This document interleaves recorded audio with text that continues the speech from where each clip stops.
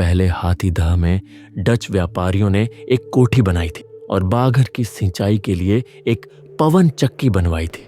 30 feet ऊंचाई पर लोहे के फ्रेम के ऊपर एक विशाल चक्र हवा में तेजी से घूमता था और नीचे के गहरे कुएं से किसी अनोखे तरीके से पानी उठकर नालियों के जरिए बाग के भीतर बहता था।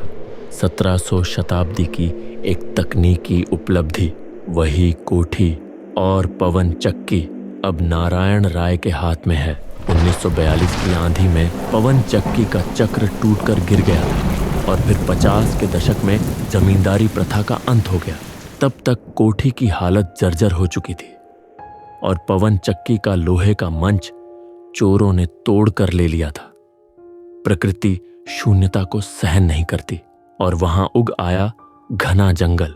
हाथीदह रेलवे स्टेशन से भागीरथी के किनारे स्थित उस कोठी तक की दूरी लगभग 1 मील है। स्टेशन छोटा है, कभी कभी ही 2-4 यात्री उतरते हैं ट्रेन से। ऊबड़ खाबड़ रास्ते पर अब केवल बैलगाड़ी ही दिखाई देती है। कई योजन की दूरी तक इस इलाके की सूरत अब तक आधुनिक नहीं हो सकी है। हाथीदह एक बड़ा गांव है। वहां जाने के लिए स्टेशन से उस जर्जर रास्ते से होते हुए कोठी के जंगल के नीचे भागीरथी की नाव पार करनी पड़ती है।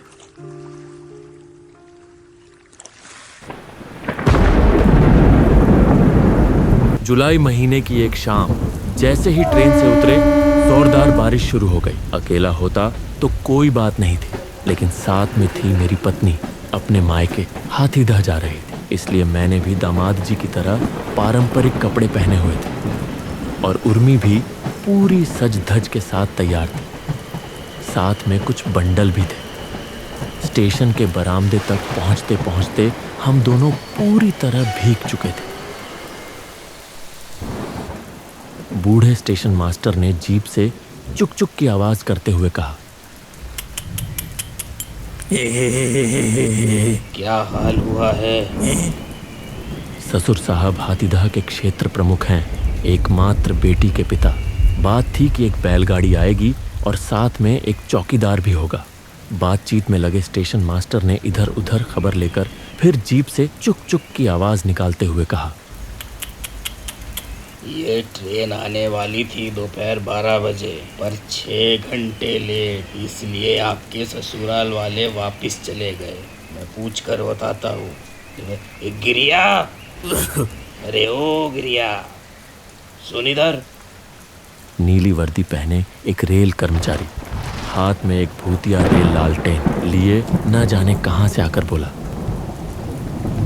बोलिए टीसन बाबू। अरे तूने देखा क्या? बैलगाड़ी लेके कोई आया था पैसेंजर लेने। हाँ, चलिए गेलो 5টার সময়। শুনলাম কি আর ওয়েট করলে খেয়ার নৌকো মিলবেক নাই, বলদ গাড়ি পার হবেক নাই। फिर कल सुबह में नौको मिलबेक, इसीलिए चलिए गेलो। बेचारी उर्मी के चेहरे की तरफ देखते ही मुझे दया आ गई। नहीं तो मैं तो अगली ही ट्रेन से वापस चला जाता। ये भी कोई अजीब तमाशा है। जब तक गाड़ी नहीं आती, कम से कम किसी को स्टेशन पर तो छोड़ देना चाहिए था। स्टेशन बाबू ने हाँ में हाँ मिलाते हुए आश्वासन दिया, चिंता मत करो, रात को इधर ठहर जाओ, कल सुबह। लेकिन उर्मी से रहा नहीं गया। वह मेरी बात काट कर बोल पड़ी, सिर्फ तो 1 मील का रास्ता है, तुम बड़ा वाले सूटकेस लोगे, मैं छोटा वाला। स्टेशन बाबू मुस्कुरा उठे। मायके के इतने पास आके उनका मन मचल रहा है। पर ये बारिश, लेकिन उर्मी ने सख्त लहजे में कहा, बारिश अभी थम जाएगी, लेकिन नाव मुझे देखते ही तुरंत पार कर देगा। ईशान माझी मुझे जानता है। आखिरकार स्टेशन मास्टर ने हार मान ली। मैंने भी उर्मी की बात का समर्थन किया, लेकिन मन में डर बना ही रहा। उर्मी के शरीर पर कुछ गहने थे और सूटकेस में भी कीमती सामान रखा हुआ था। अखबारों में पढ़ा है, उस इलाके में चोरी डकैती की खबरें आम हैं। उधर बारिश भी थमने का नाम नहीं ले रही थी। कुछ देर बाद एक मालगाड़ी आई, थोड़ी देर रुकी और फिर चल पड़ी।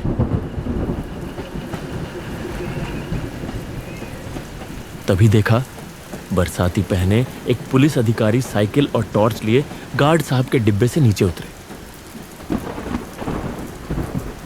स्टेशन बाबू ने उल्लास भरी आवाज में कहा,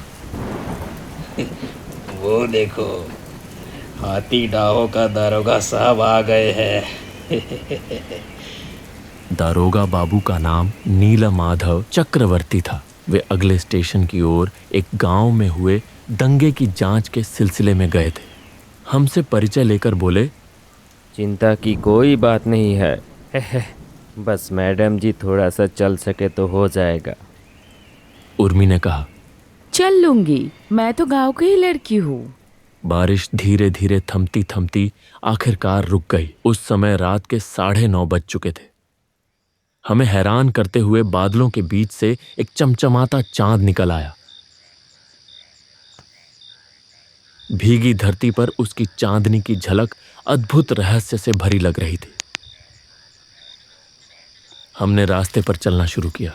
दारोगा बाबू अपनी साइकिल हाथ में थामे मेरे साथ साथ चल रहे थे, बातचीत करते हुए। उर्मी पीछे पीछे चल रही थी। बीच बीच में दारोगा बाबू सावधान करते जा रहे थे। देख के, कीचड़ है, पानी है, सावधान। सड़क के दोनों ओर खुले मैदानों में पानी चमक रहा था, जैसे हल्की नीली धुंध की एक परत पूरे वातावरण में फैली हो, और कीड़ों की तीखी आवाजें पूरे किनारे गूंज रही थी।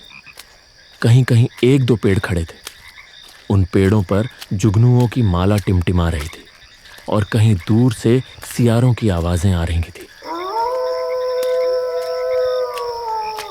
सौभाग्य से दोबारा बारिश नहीं हुई।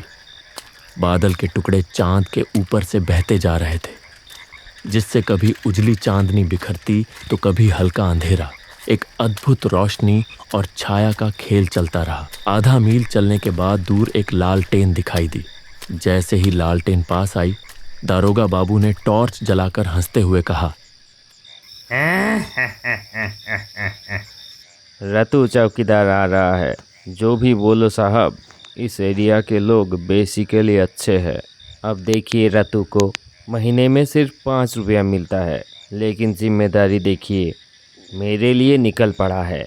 नीली वर्दी पहने एक चौकीदार ने सलाम ठोका और दांत निकालकर मुस्कुराया। बड़े साहब हो क्या? अच्छा ही हुआ, बाबूजी ने मुझे भेज दिया। बैलगाड़ी भेजा था, लेकिन समझ गया, उसका आना दारोगा बाबू के लिए नहीं बल्कि हमारे लिए ही था।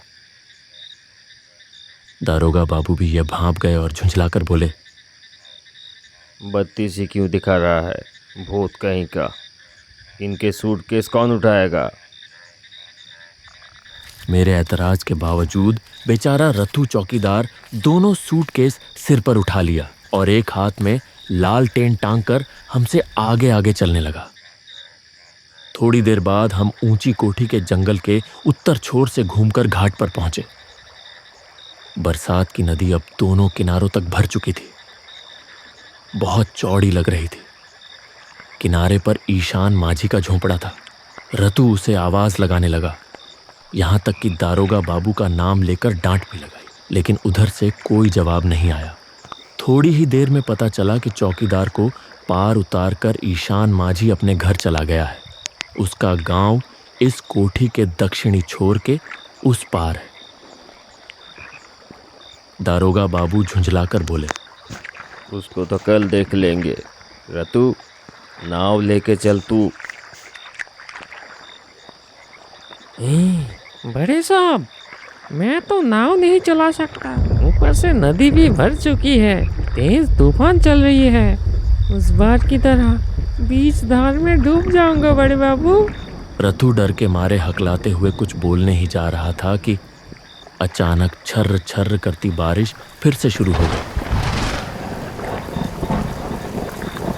ईशान माझी का झोंपड़ा यानी एक ओर से खुला छोटा सा घास फूस का बना टपरा, उसी में हम घुस गए। देखा, टपरे की छत जगह जगह से टपक रही थी और तेज हवा की वजह से बारिश भी अंदर घुस रही थी। एक छोटे से हिस्से में 4 लोग, 2 सूटकेस और ऊपर से बदतर होता मौसम।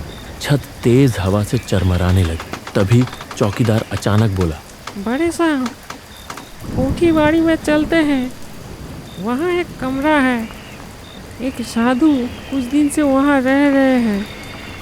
चलिए वहीं चलते हैं। छाता लाना याद नहीं रहा था। गनीमत थी कि चौकीदार लेकर आया था। मैं और उर्मी उसी छाते के नीचे दारोगा बाबू बरसाती के भीतर साइकिल ठेलते हुए और चौकीदार लगेज लेकर टॉर्च की रोशनी में ऊंचे झाड़ झंखाड़ के बीच से जैसे किसी पहाड़ी पर चढ़ाई कर रहे हों, बहुत मुश्किल से कोठी तक पहुंचे। तब तक आसमान फिर से काला हो चुका था। बिजली चमक रही थी और बादल गरज रहे थे। टॉर्च की रोशनी में हम सामने वाले कमरे में घुस गए। यह कमरा किसी तरह अब भी सलामत था।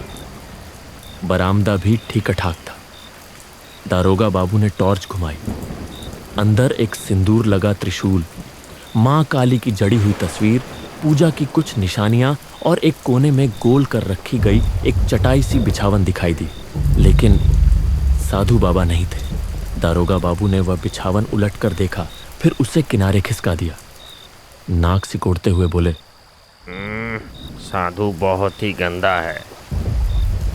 चौकीदार बुझी हुई लालटेन को जलाने की कोशिश कर रहा था, लेकिन वह किसी तरह भी नहीं जली। पानी घुस गया था। जैसे ही जलती वैसे ही दब से बुझ जा रही थी। दारोगा बाबू ने बरसाती जमीन पर बिछाकर कहा, कम से कम मैडम को बैठने दीजिए, हम लोग जमीन पर बैठ जाएंगे, क्या ही कर सकते हैं। चौकीदार टूटे दरवाजे की चौखट पर बैठकर बारिश देखने लगा। दारोगा बाबू अचानक ख्या ख्या करके हंस पड़े। किस्मत में और भी मुसीबत लिखा है, न जाने किसकी शक्ल देख के निकला था। अभी तो ससुराल में पलंग में बैठ के जमाई बन के ऐश कर रहे होते। भूतिया घर में भूतों के अड्डे में तूफान में फंसे हुए हैं। लेकिन साधु का डेरा है, माँ काली भी है और एक त्रिशूल भी है। वो बीच बीच में टॉर्च जला रहे थे। टॉर्च की रोशनी में त्रिशूल को देखकर उन्होंने भक्ति भाव से माँ काली और उनके पति को मन ही मन प्रणाम करते हुए माथे पर हाथ लगाया। उसी समय पास ही कहीं खरखर दमास जैसी आवाज हुई। दारोगा बाबू चौंक कर उठ बैठे और बोले, क्या रे रतू? चौकीदार बोला, लगता है पास वाले टूटे घर में कोई घुसा है। मैंने देखा। दारोगा बाबू ने तुरंत पिस्तौल निकाल ली और दरवाजे से झांकने लगे।